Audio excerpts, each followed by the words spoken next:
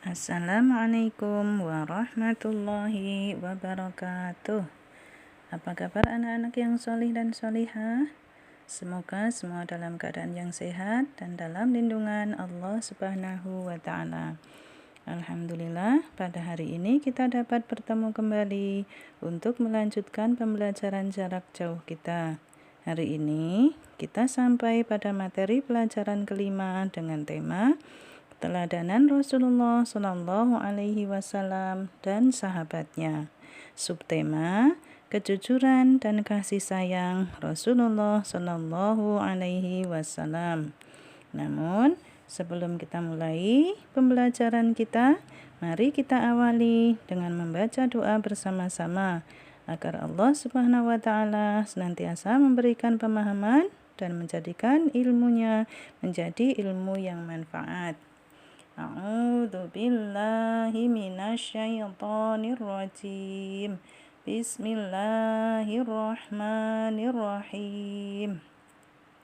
Raditu billahi rabba wa bil islami dina wa bi Muhammadin nabiyyan wa rasula. Rabbi zidni ilma warzuqni fahma.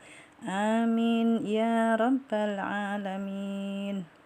Anak-anakku, seperti yang sudah kalian ketahui bahwa Nabi Muhammad Shallallahu Alaihi Wasallam adalah Nabi yang terakhir atau disebut juga Khatamul Anbiya, yang artinya penutup para nabi dan rasul.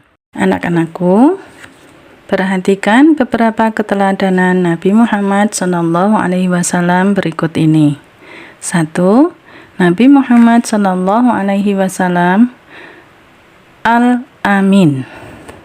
Nabi Muhammad Shallallahu Alaihi Wasallam terkenal dengan jujur.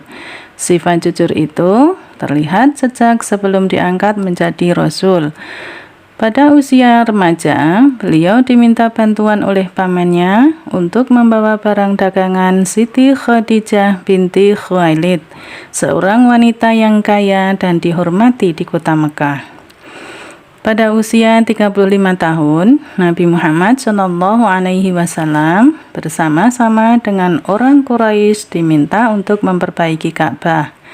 Ketika pembangunan sudah sampai ke bagian Hajar Aswad, bangsa Quraisy berselisih tentang siapa yang mendapatkan kehormatan untuk meletakkan Hajar Aswad ke tempat semula.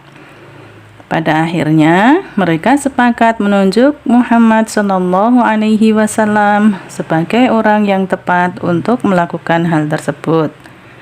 Rasulullah Shallallahu Alaihi Wasallam kemudian menyarankan suatu jalan keluar, yaitu dengan mengambil selembar selendang, kemudian meletakkan Hajar Aswad di tengah-tengah selendang tersebut. Kemudian meminta kepada seluruh pemuka kabilah untuk memegang ujung-ujung selendang itu. Mereka kemudian mengangkat Hajar Aswad itu bersama-sama sampai mendekati Ka'bah. Setelah mendekati Ka'bah, kemudian Nabi Muhammad Shallallahu Alaihi Wasallam lah yang meletakkan Hajar Aswad tersebut. Ini merupakan jalan keluar yang terbaik, sehingga mereka tidak saling menumpahkan darah. Karena peristiwa ini, Nabi Muhammad Shallallahu Alaihi Wasallam mendapatkan gelar Al-Amin, yang artinya dapat dipercaya. 2. Kasih sayang Rasulullah Shallallahu Alaihi Wasallam terhadap anak, keluarga, orang tua, dan masyarakat. Pada zaman jahiliyah, penduduk Mekah tidak menghargai anak dan perempuan. Namun, Nabi Muhammad Shallallahu Alaihi Wasallam justru menggendong putrinya Fatimah yang masih balita sambil tawaf mengelilingi Ka'bah. Begitu pula terhadap kedua cucunya. Beliau mencium cucunya yang bernama Hasan bin Ali radhiyallahu anhu. Beliau bersabda, "Barang siapa tidak mau berbelas kasih, maka ia tidak akan mendapatkan belas kasih." Selain hadis tersebut, Rasulullah Shallallahu Alaihi Wasallam juga mengajarkan kepada kita untuk hormat kepada orang tua. Dalam sebuah hadis Bukhari Muslim, Ibnu Mas'ud pernah bertanya kepada Rasulullah, "Wahai Rasulullah, amal apakah yang paling disukai Allah Subhanahu wa taala?" Nabi Shallallahu alaihi wasallam menjawab, mengerjakan sholat tepat pada waktunya, berbakti kepada kedua orang tua, dan jihad fi sabilillah. Rasulullah Shallallahu alaihi wasallam juga tidak pernah menyakiti orang lain.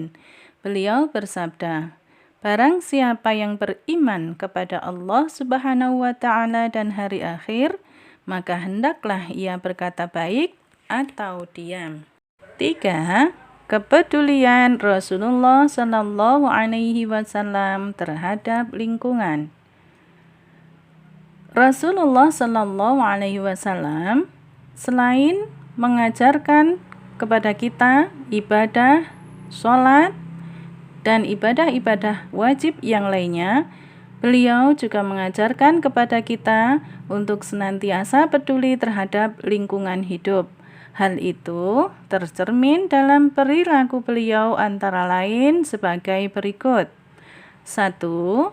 Nabi Muhammad Shallallahu Alaihi Wasallam sangat hemat dalam mempergunakan air. Itu dibuktikan dengan anjuran beliau agar kita tidak berlebihan dalam pemakaian air wudhu.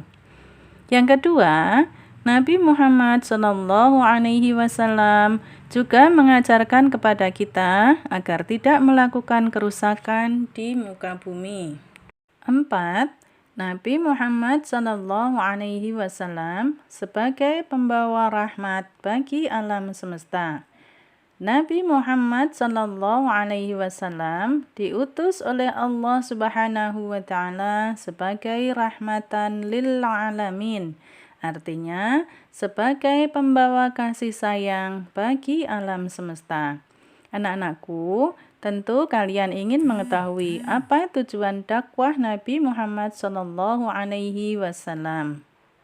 Tujuan dakwah Nabi Muhammad Shallallahu Alaihi Wasallam adalah untuk mengubah keadaan masyarakat jahiliyah menjadi masyarakat yang sejahtera berdasarkan agama tauhid, yaitu agama yang mengakui Allah Subhanahu wa taala Tuhan yang Maha Esa. Rasulullah Shallallahu Alaihi Wasallam juga menanamkan akhlak terpuji yang membawa kebaikan hidup di dunia dan di akhirat.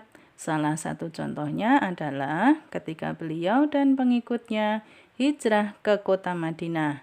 Beliau mampu menanamkan sikap persaudaraan antara kaum muhajirin dan kaum ansor. Demikian tadi beberapa keteladanan dari Rasulullah Shallallahu Alaihi Wasallam. Semoga anak-anak dapat menerapkannya dalam kehidupan sehari-hari, dan semoga kelak kita semua mendapatkan syafaatnya di yaumil akhir.